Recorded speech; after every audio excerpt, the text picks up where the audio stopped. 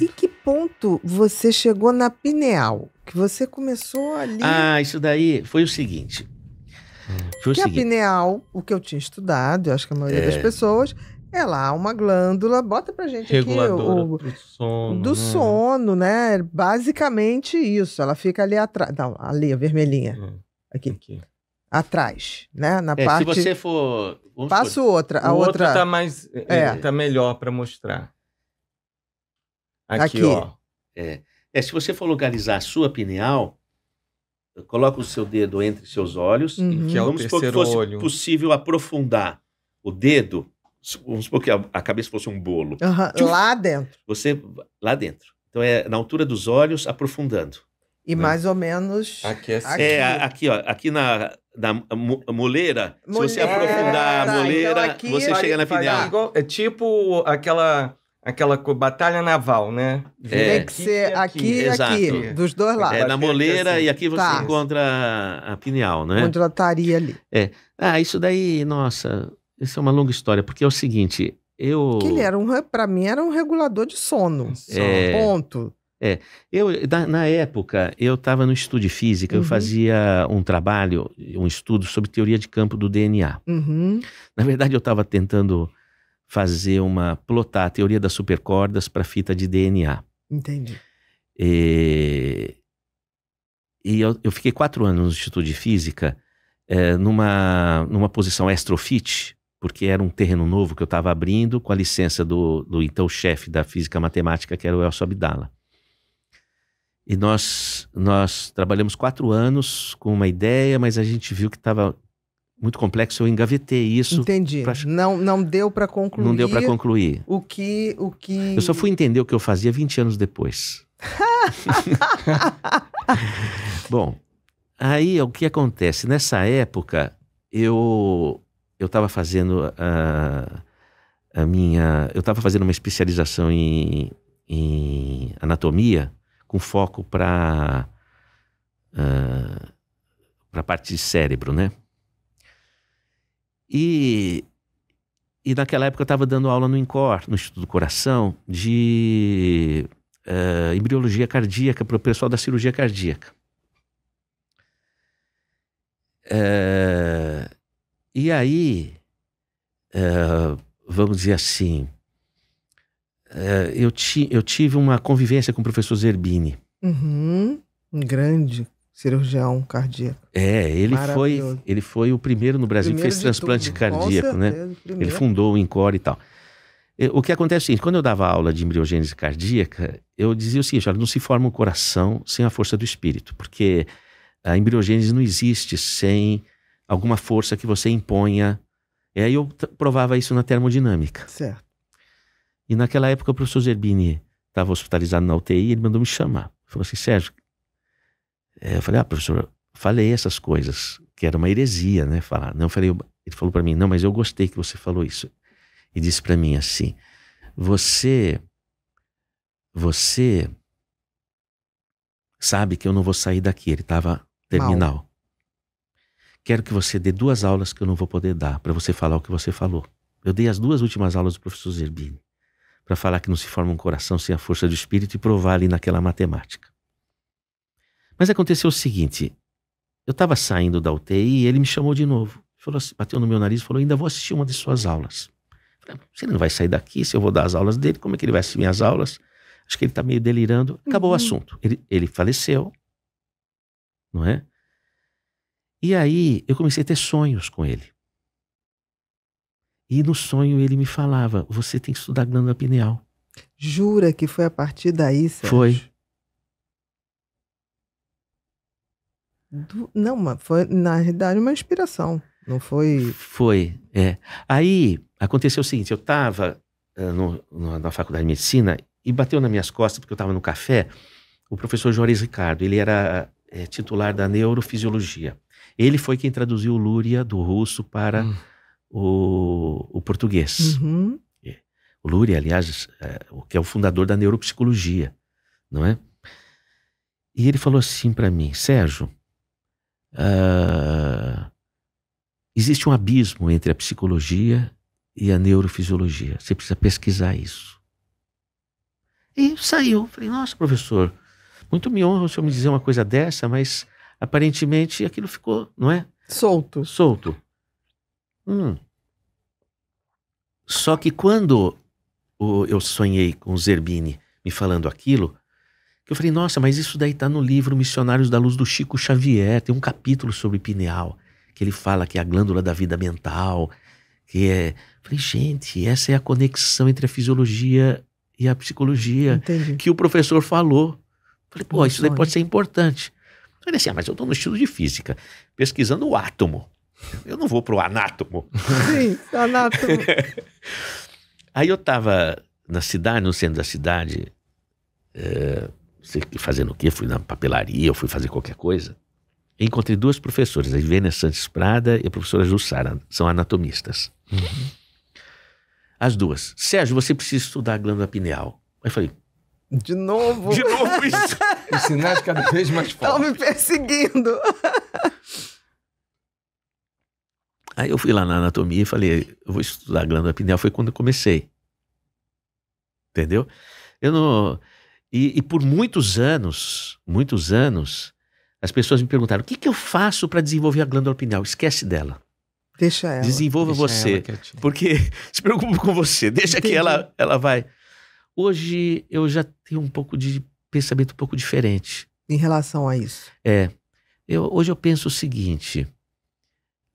Por exemplo, quando você sabe onde está seu braço, sua perna, e você exercita o equilíbrio, o movimento e tal, você tem um domínio, Uhum.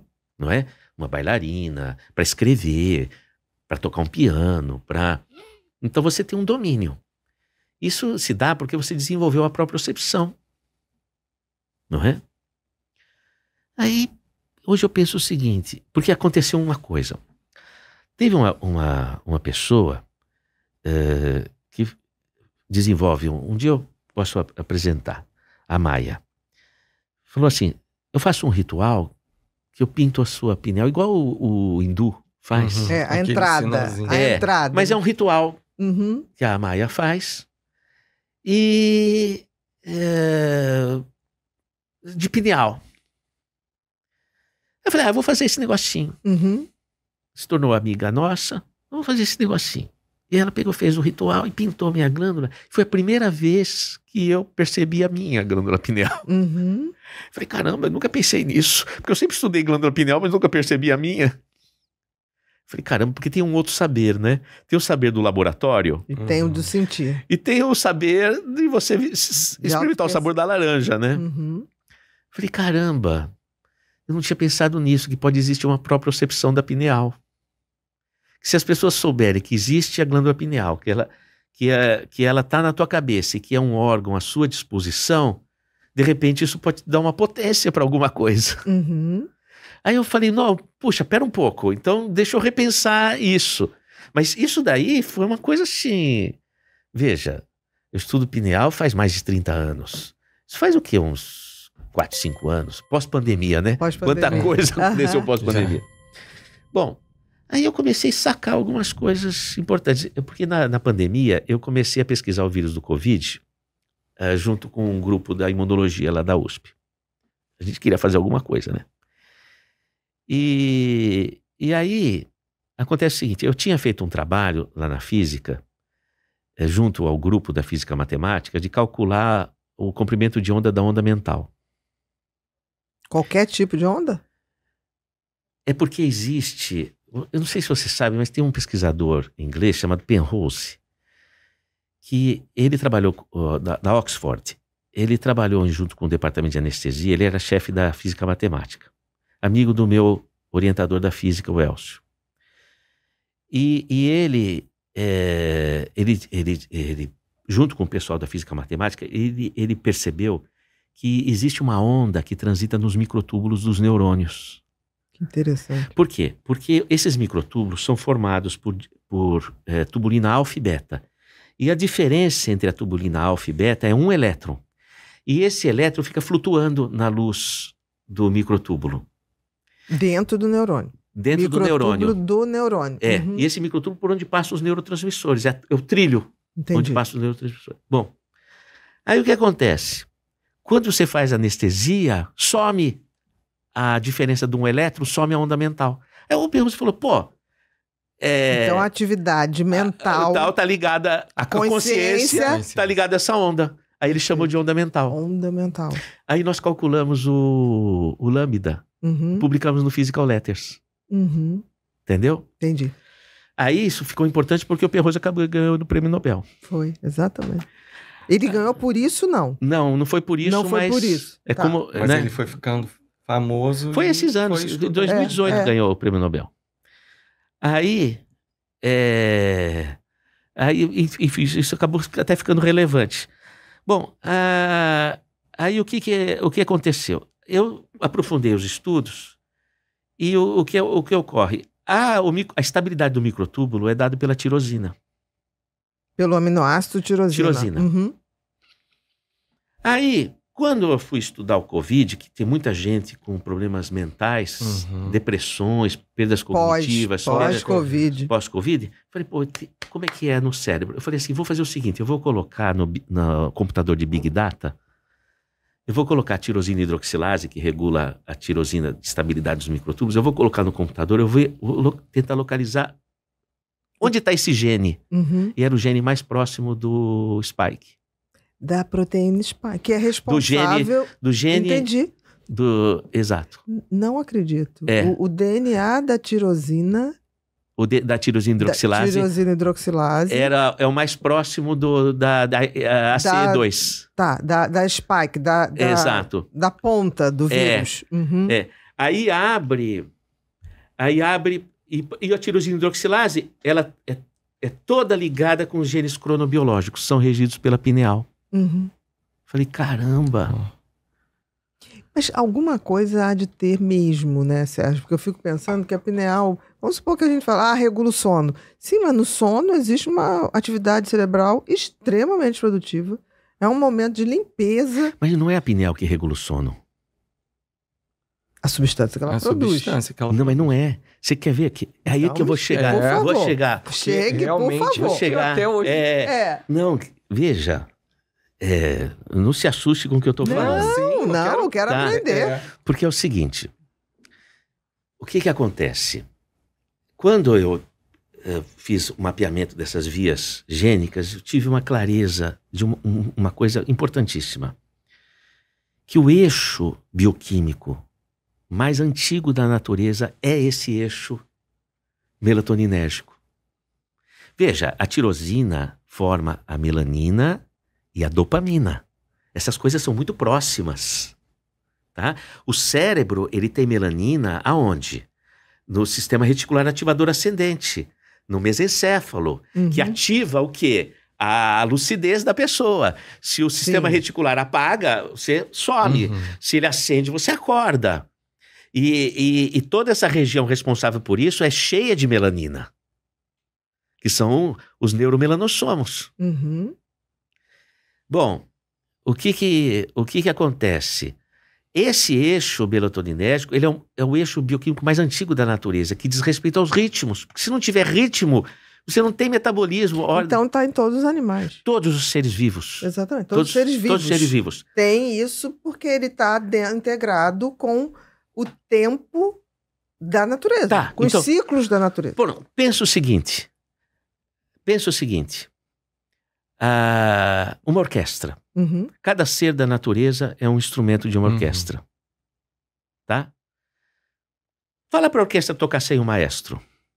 O violino adianta meio segundo, o tambor adianta 1 segundo. Por que o maestro se descabela ali? Porque ele está vendo que o cara vai tocar, o violino adiantou um pouquinho, porque pensa que a orquestra não oscila, ela oscila. Opa, para aqui, para ali, vai ali.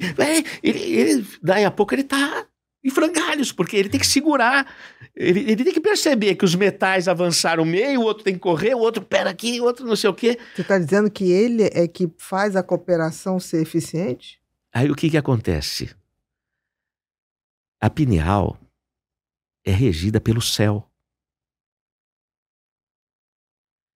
Então, qual é o maestro de todos os seres da natureza? O que é comum a todos os seres? Todos os seres da natureza têm o mesmo céu. Fazem parte da natureza. Tem o mesmo céu. onde estão as estrelas, como elas se colocam, o Sol e a Lua. É o mesmo céu para todos os seres da natureza. Então, por que uma gravidez humana tem um ano lunar? Como é que o organismo sabe? Porque a pineal, ela rastreia a Lua. E vai... Então, quem comanda o tempo de uma gravidez é a Lua. A pineal só capta. Capta. Entendi. Exatamente. Entendi. Ela só capta. Exato. Ela só constata. É como... Quem que comanda o ciclo do sono e da vigília? É o Sol. A pineal só capta. É que a nossa cabeça não é translúcida. A captação se dá pelos olhos. Nem tudo que você absorve com os olhos vai formar imagem. Parte vai avisar a pineal que horas são. Perfeito. Entendeu? Então, na realidade, ela é o sinalizador. Ela é o sensor. Ele é o sensor de um sinal maior. Maior. Mas Entendeu? acaba que essa sinalização leva... Leva, mas veja que não é ela que comanda. Entendi, perfeito, perfeito. Né? Então, o que acontece? O que a pineal é? A pineal é um rastreador do céu que faz com que todos os seres vivos olhem para o mesmo ponto. Para que o ecossistema tenha um ponto de unidade na sua diversidade. Então, a pineal é um órgão de senso-percepção do coletivo. Perfeito. Você se depara com a seguinte situação: acabou de receber o diagnóstico de transtorno de personalidade borderline. E aí? Pois é complexo, é difícil, é muito difícil. Então, cuidado, procure informação correta, procure informação científica, procure informação de quem tem capacidade de entendimento e de realmente lhe mostrar possibilidades. No dia 12/11, às 19 horas, eu vou estar fazendo uma palestra imperdível sobre transtorno de personalidade borderline. Se eu fosse você, eu não perdia. Basta você clicar aqui embaixo e vem comigo.